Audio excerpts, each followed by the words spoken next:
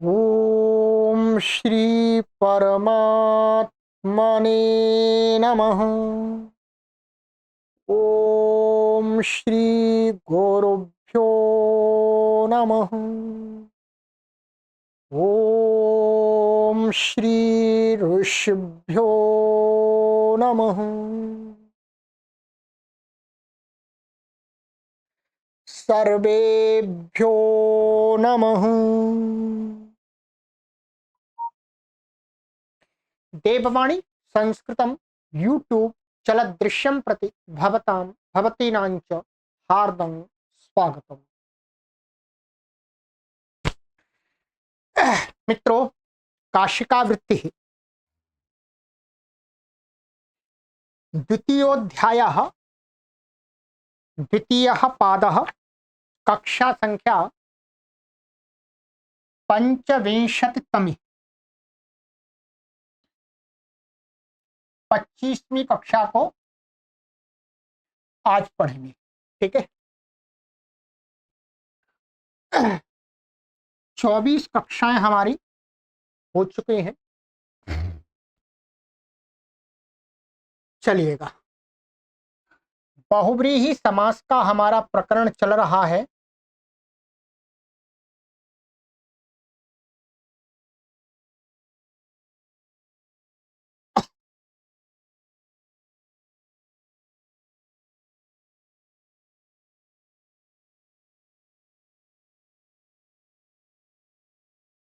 ये वाला हमारा सूत्र हो गया था पूरा, अनेक मन्य पदार्थ, यही सूत्र हमारा हो पाया था। ठीक है। अब है हमारा इसके आगे वाला सूत्र है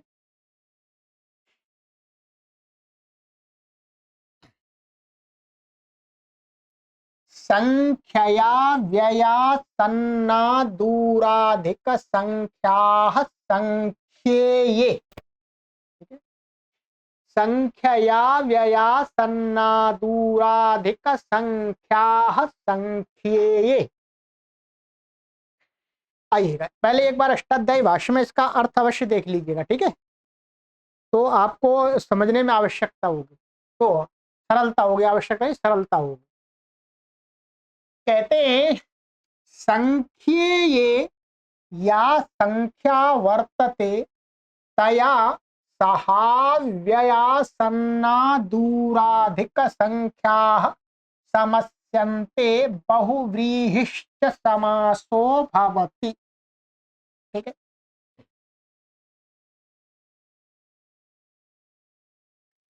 कि यहां पर एक शब्द, आप दो शब्द पहले समझने हैं। एक होता है संख्या और एक होता है संख्येय। ठीक है। ये हमने अष्टाध्यायी भाष्य में भी आपको समझाया था और यहाँ पर भी समझाया। संख्या 1 2 3 4 5 मात्र संख्या बताना। ठीक है। वही संख्या जब किसी पदार्थ को कहने लगे, माने किसी का विशेषण बन जावे, जैसे 5 हमने कह दिया। अब हमने 5 कहा तो 5 से हमें क्या ज्ञात हो रहा है? 5 बस। ये ज्ञात नहीं हो रहा हमें कि 5 आदमी या 5 पशु या 5 पुस्तकें या 5 रुपए, ऐसा कुछ भी ज्ञात नहीं हो रहा। 5 कहने से हमें 5 संख्या का बोध हो रहा है। ये जो 5 संख्या का बोध हमारी बुद्धि में होता है, उसको वो तो संख्या होती है।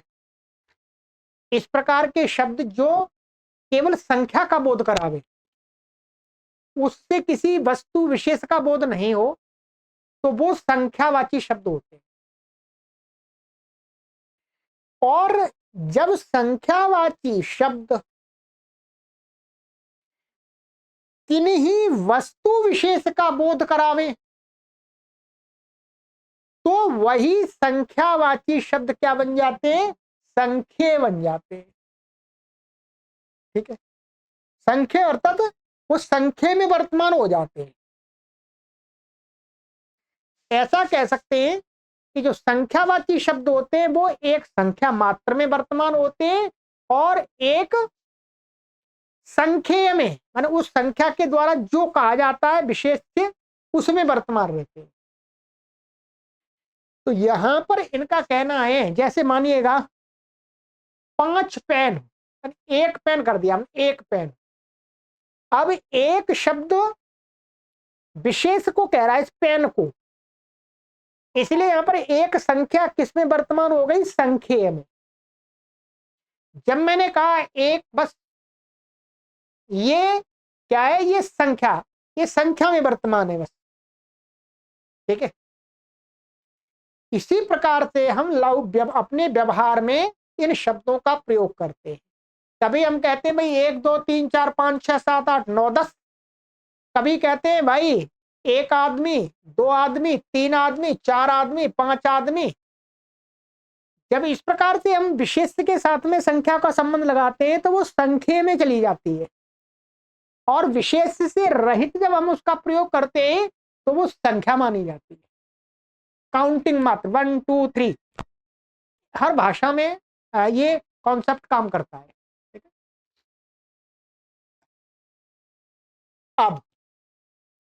अब यहां पर इन्होंने कहा है कि संख्येय या संख्या वर्तते। संख्या कैसी संख्या, जब संख्या संख्या में हो तब नहीं, संख्या जब संख्या में वर्तमान हो रही हो, अर्थात किसी के साथ संबंध लग करके विशेषण रूप में प्रयोग हो रही हो, ठीक है, तब। तो कहते हैं संख्या में वर्तमान जो संख्या वर्तते माने है, तया माने उस प्रकार की संख्या जो संख्या को कह रही है, जो किसी को कह रही है, तो उसके साथ में तया सह अव्यय, अव्ययवाची शब्द, इनकी अव्यय संज्ञा होती है। और आसन्न, आसन्न शब्द हो गया, अदूर और अदूर हो गया, और अधिक, अधिक शब्द हो गया, और संख्या। संख्या, संख्या माने 1 2 3 4 मात्र कहने वाला। ये शब्द के, इन शब्दों के माने ये शब्द संख्या, संख्या में वर्तमान संख्यावाची शब्द के साथ समास को प्राप्त होते हैं, और वह बहुव्रीहि समास कहलाता है, ठीक है। अब देखिए सिद्धियां आपको वहीं कराई है, ठीक है। सिद्धियां आपको वहीं देखनी होंगी अष्टाध्यायी भाष्य प्रथमावृत्ति में। यहां शॉर्टकट में आपको हम बता देते हैं।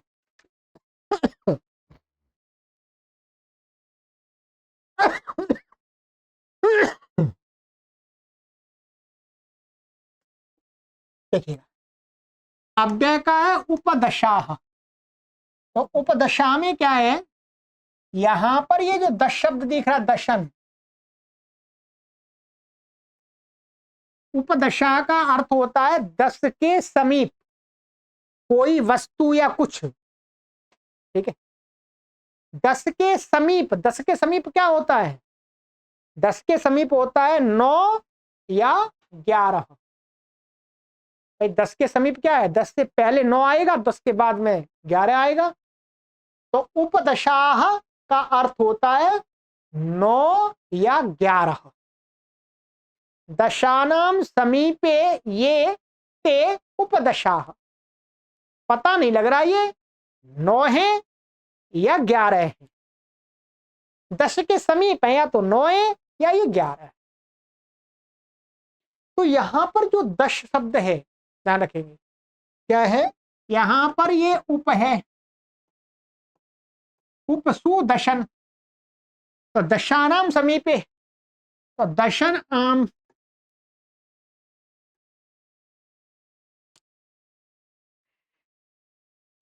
यहां पर क्या होगा, ये इसमें ऐसी प्रकार से अलौकिक विग्रह किया है इन्होंने।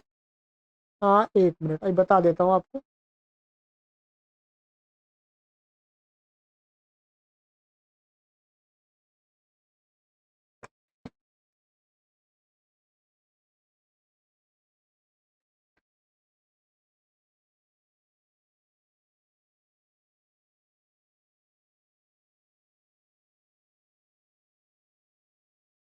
हाँ यही किया था, उपसु दशन आम। तो यहां पर ये तो क्या है, अव्यय, ठीक है, अव्यय।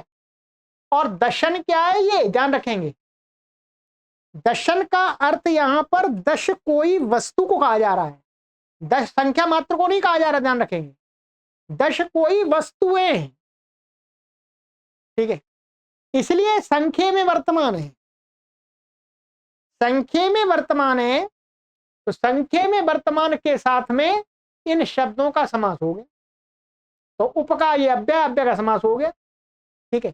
यहां पर वहां पर हमने, यहां पर एक डच प्रत्यय होता है, बहुब्रीहि संख्या डच, बहुगणात से डच प्रत्यय आदि प्रत्यय होकर के ये टी का लोप आदि होकर के यहाँ पर और डच होकर के उपदश बनता है, उपदशा बहुवचन में आएगा, जो 9 या 11। तो इस प्रकार से समझना है। ऐसे ही उपविंशाह, उपविंशा का अर्थ होता है 20 के समीप, माने 19 अथवा 21, ठीक है। तो उपविंशाह, तो उपसु और विंशति नस, तो वंशति एक ही वचन में चलता है। ऐसी आसन्न दशा, इसका भी अर्थ यही है कि आसन्न माने 10 के समीप, ठीक है। तो आसन्न शब्द यहां पर पड़ा हुआ है ये अलग से, और आसन्न विंशाह 19 या 21, ठीक है। अदूर दशा, अदूर विंशाह, इसका भी माने मैं 10 के दूर नहीं है, मैं 10 के पास में ही है, अर्थ वही है। अदूर दशा माने वही 9 या 11, अदूर विंशा माने 19 अथवा 21, ठीक है।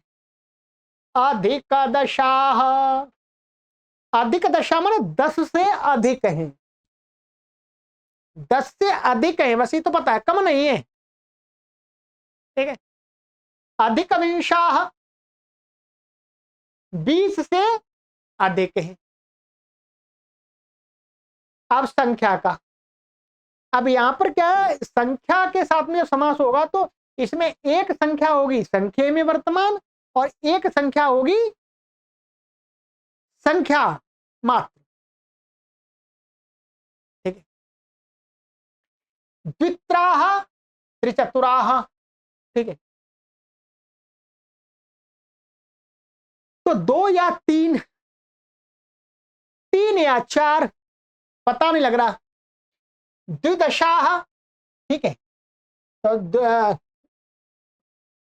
द्विदशाह, द्विदशा का अर्थ यहां पर हमने लिया था 12, ठीक है। 12, 12 माने 12 आ जाएगा, माने 1 मिनट। त्रिचतुराह का अर्थ तो 3 या 4 लिया था हमने,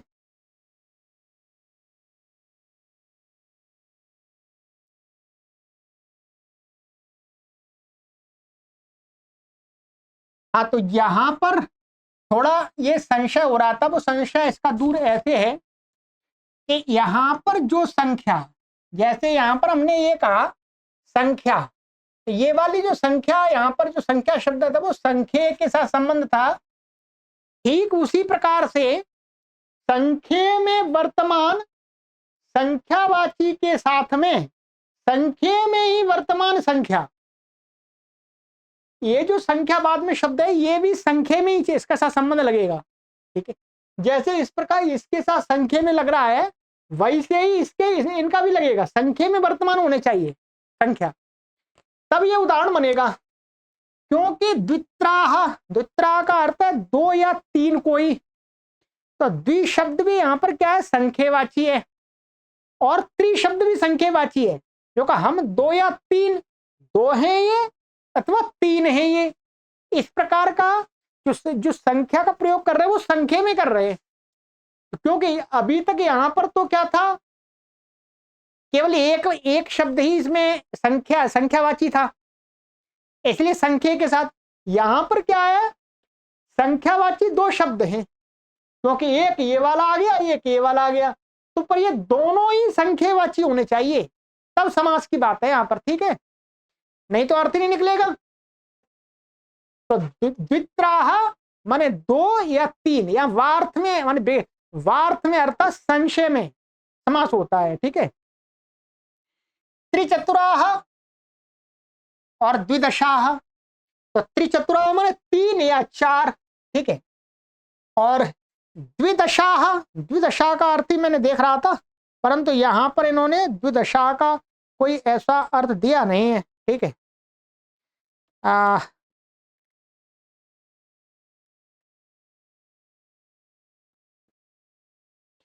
द्विदशा का, अच्छा, द्विदशा का अर्थ यहां पर लिया है इन्होंने 20, क्या है 20, ये 20 अर्थ लिया है, माने द्वि और दश माने 2 दश, 2 दश, द्विदशा का अर्थ है माने 2 दश का जोड़ा, तो क्या हो जाए 20 हो जाएंगे, ठीक है।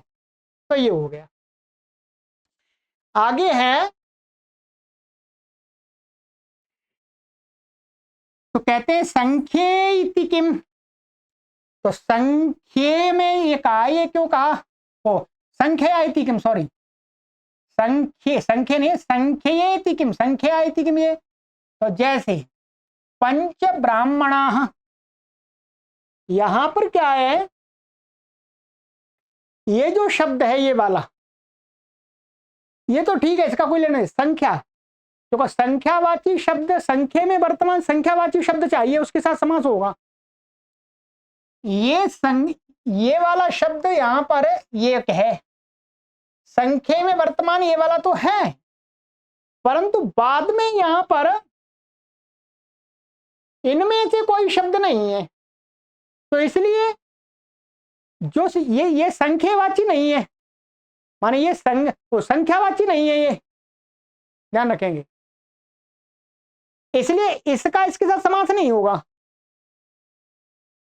इस बात को, यहां प्रत्युदाहरण को हमें समझना है कि संख्या इति किम, इस पद के ऊपर यहां पर शंका करना है, संख्या क्यों पढ़ा, तो संख्या इसलिए पढ़ा, यदि संख्या नहीं पढ़ते तो यहां पर कोई भी शब्द, ऐसे ब्राह्मणाः, ये वाला शब्द है, ये तो संख्यावाची है ये वाला, और ये संख्या में वर्तमान है, तो इसका किसी भी शब्द के साथ समास हो जाता, परंतु नहीं, उत्तर पद तो हमेशा संख्या में वर्तमान संख्यावाची होना चाहिए। तो यहां उत्तर पद क्या है, संख्या में वर्तमान संख्यावाची नहीं है, संख्यावाची ही नहीं बलिवत, तो संख्या में कहां से होगा, तो इसलिए यहां पर समास नहीं हो रहा, ये लाभ मिल गया, ये समझ लीजिए अच्छी बात।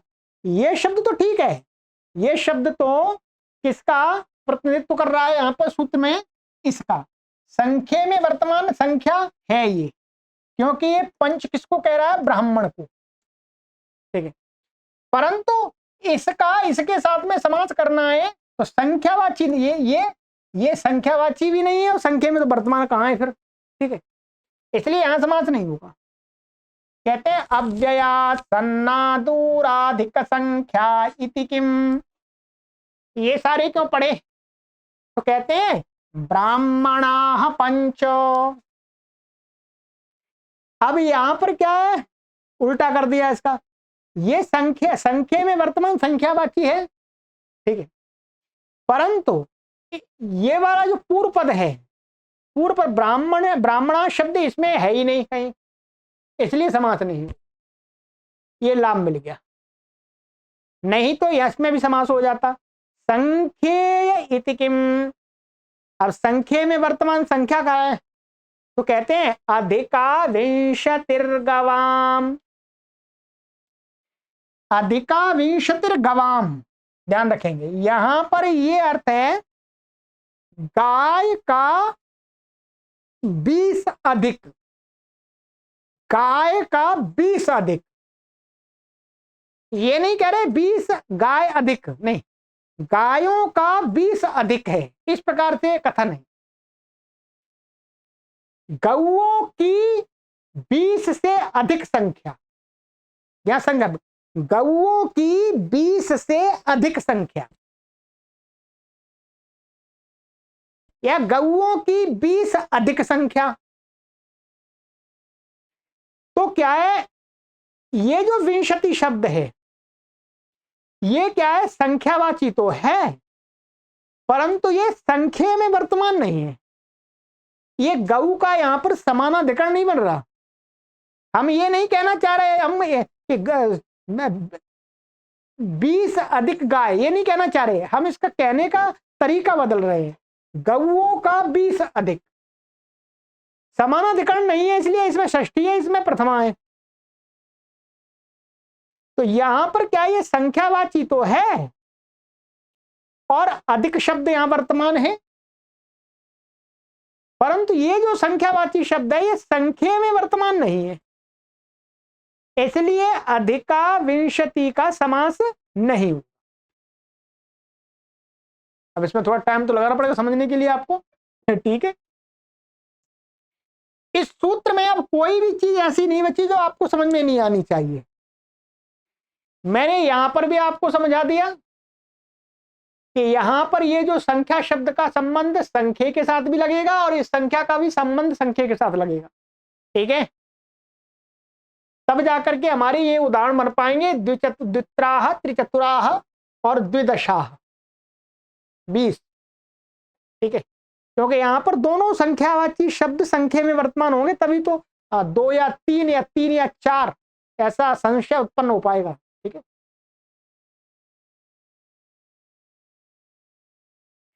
इसी प्रकार से यहां पर ये समझ लिए संख्या में नहीं है ये वाली संख्या, इसलिए अधिक के साथ समास नहीं होगा। यदि यहां पर संख्या नहीं पढ़ते तो अधिक का विंशति के साथ समास हो जाता है, अधिक विंशः ऐसा बन जाता, गलत बन जाता। चलिएगा, ये हो गया। अगला सूत्र, ये सूत्र थोड़ा विशेष है, इसकी वीडियो आप 2 से 3 बार अवश्य सुने और पुस्तक में देखें, ठीक है। कुछ बातें यहां पर टीका में नहीं लिखी, वो मैंने अपनी तरफ से आपको बताई है। दिंग नामान्यंतराले, दिशाम नामानि दिंग नामानि, माने दिशाओं के नाम वो दिंग नामानि। दिंग नामानि सुबंतान्यंतराले वाच्ये समस्यन्ते बहुव्रीहिश्च समासो भवति। दिंग नाम वाची जो सुबंत है वो अंतराल वाच्य, अंतराल माने दिशाओं के बीच को कहना हो, वाच्य हो तो समास को प्राप्त होते हैं और वो बहुव्रीहि समास हो जाता है, ठीक है। विकल्प से होते हैं, विकल्प चल रहा ध्यान रखें, महाविभाषा। दक्षिणस्याश्च पूर्वस्याश्च दिशोर यदंतरालम, दक्षिण पूर्वा दिक, ध्यान रखेंगे। दक्षिण और पूर्व दिशा के बीच की जो दिशा होती है उसको बोलते हैं दक्षिण पूर्वा। तो दक्षिण और पूर्व दिशा के ये क्या अंतराल हो रहा है, अंतराल वाच्य और बीच की दिशा को कहा जा रहा है, इसलिए यहां पर समास हो गया दक्षिण पूर्वा दिक। सिद्धियां वहीं देखेंगे, ठीक है, अष्टाध्यायी भाष्य प्रथमा वृत्ति में। पूर्वोत्तरा, पूर्वोत्तरा ऐसे बनेगा, ठीक है। पूर्वस्याश्च उत्तरस्याश्च दिशोर यदंतरालम उत्तर पूर्वोत्तरादिक, ये स्त्रीलिंग है, दिक शब्द इसलिए स्त्रीलिंग बन रहा है। उत्तर पश्चिमा, पश्चिम दक्षिणा, ठीक है। उत्तर और पश्चिम के बीच की दिशा, पश्चिम और दक्षिण के बीच की दिशा। अब यहाँ पर एक वार्तिक दिया है, ये वार्तिक हमने अष्टाध्यायी भाष्य की सिद्धि करते समय बताया। सर्वनामनो वृत्त मात्रे पुंद भाव, कि जो सर्वनाम वाची शब्द होते हैं उनका वृत्ति मात्र में, वृत्ति माने समास वृत्ति मात्र में, उसको क्या हो जाता है, पूर्व पद को पुंद भाव हो जाता है। जैसे यहां पर दक्षिणा शब्द है, ये दक्षिणस्या तो दक्षिणा शब्द है, और यहां पूर्व, तो यहां पर ये दक्षिण कैसे बन गया, ये पूर्वा तो ठीक है स्त्रीलिंग रह गया, दक्षिणा का दक्षिण कैसे हो गया। तो हर जगह क्या है, पूर्व सर्वनामवाची शब्दों को बस कुछ नहीं देखना, वृत्ति मात्र में उनको पूर्ण भाव हो जाता, पूर्व पद में होते हैं, तो इसलिए सब जगह, ठीक है। जैसे पूर्व, यहां पर पूर्वस्याम पूर्वश्याश्च, तो पूर्वा पूर्व शब्द का पूर्व हो गया, उत्तरा का उत्तर हो गया, पश्चिमा का पश्चिम हो गया, ठीक है। सब जगह पूर्ण भाव हो, ये वार्तिक बताया है, ठीक है। जब सिद्धि करेंगे तब लगाना पड़ेगा ये।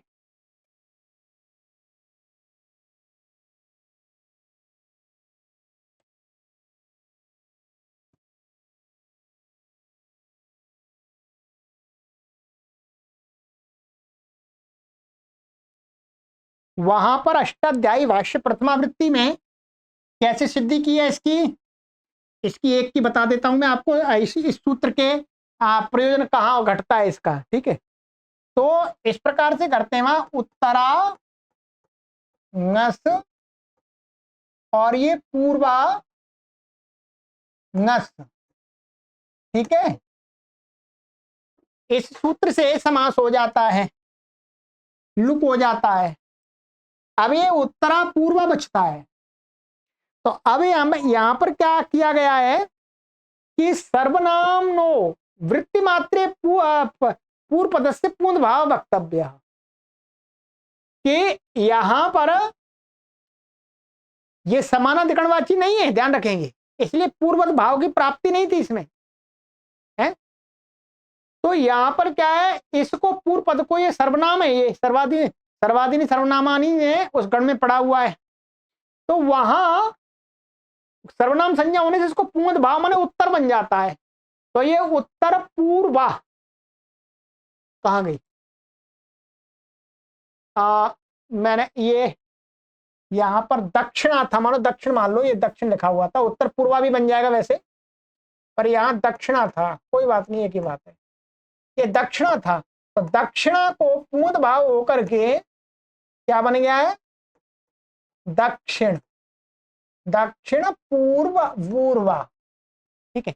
स्त्रीलिंग इसलिए रहेगा क्योंकि पुल्लिंग है, ये दिक् शब्द स्त्रीलिंग है, ठीक है। इतना बात, सिद्धियां आप वहीं देखेंगे पूरी, ठीक है। या तो मैं शॉर्टकट में आपको ये बता दिया। अब यहां पर कहते हैं कि नाम ग्रहणम रूढ़्यर्थम,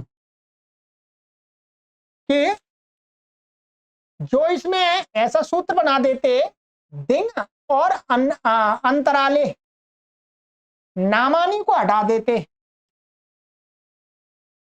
ऐसा दिगंतराले ऐसा सूत्र बन जाता। नाम क्यों पढ़ दिया, दिक् शब्द से अपने आप दिशावाची आ जाते।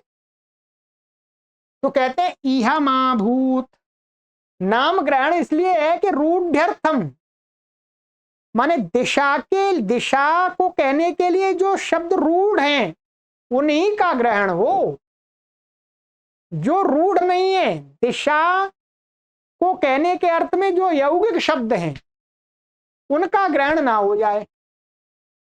जैसे यह माभूत ऐन्द्रियाश्च कौवेर्याश्च दिशोर यदंतरालमिति,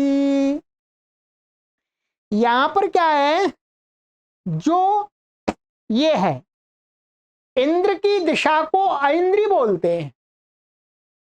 क्या है, जो यहां पर ऐन्द्री ये होता है पूर्व दिशा का वाचक है, माने पूर्व दिशा। क्या है, इंद्र की दिशा को पूर्व दिशा होती है, पूर्वा। तो इस पूर्वा दिशा को इंद्र के नाम से प्रत्यय ला करके ऐन्द्री कहा जाता है। क्या कहा जाता है, ऐन्द्री, ऐन्द्री दिक्, ध्यान रखेंगे, ऐन्द्री दिक्। ऐन्द्री दिक् का अर्थ होता है पूर्व दिशा, परंतु ये ऐन्द्री शब्द केवल पूर्व दिशा को ही नहीं कहता, इंद्र से संबंधित और भी कुछ है उसको भी कहता है। हाँ, इंद्र के संबंध से दिशा कही जाए तो ऐन्द्री। तो ऐन्द्री शब्द यहां दिशा के लिए प्रयोग हो रहा है। ये क्या है, योग के बोलते यौगिक है अर्थ के अनुसार। और ये कौबेरी, तो कुबेर की दिशा है, उसको कुबेर की दिशा उत्तर दिशा मानी जाती है। तो कौबेरी माने उत्तर दिशा है। तो अब हम ये जो कौबेरी, अब कौबेरी तो कुबेर से संबंधित और कोई दूसरी चीज है वो भी कौबेरी होती है। तो ये कौबेरी शब्द उत्तर दिशा के लिए रूढ़ नहीं है, इसलिए अभी यहां पर इस सूत्र से इनका समास नहीं होगा इस प्रकार के दिशावाचियों का, कि ऐन्द्रियाश्च कौबेर्याश्च दिशोर यदंतरालम, माने यहां पर ऐन्द्री दिशा और कौबेरी दिशा माने पूर्व और उत्तर के बीच की दिशा को कहना होगा। तो इन शब्दों का समास नहीं होगा क्योंकि ये रूढ़ी शब्द नहीं दिशा के लिए। रूढ़ी शब्द हैं उत्तरा, पूर्वा, दक्षिणा, ठीक है, पश्चिमा आदि। बस ये कहना चाह रहे, ठीक है। चलिएगा, तो आज की कक्षा में इन दो सूत्रों को ही करते हैं, ठीक है। इन दोनों सूत्रों को अच्छी प्रकार से समझ लीजिएगा, मेरा अब इसमें कुछ शेष नहीं है, ठीक है। थोड़ा अभी स्लो इसलिए चल रहा हूं क्योंकि ये मुख्य सूत्र हैं। यदि ये समझ में नहीं आया आपको तो फिर आपको निराशा प्राप्त होने लगेगी। तो निराश हम आपको नहीं करना चाहते, थोड़ा गति कम हो जाए कोई परेशानी नहीं है, ठीक है। सर्वेभ्यो नमः।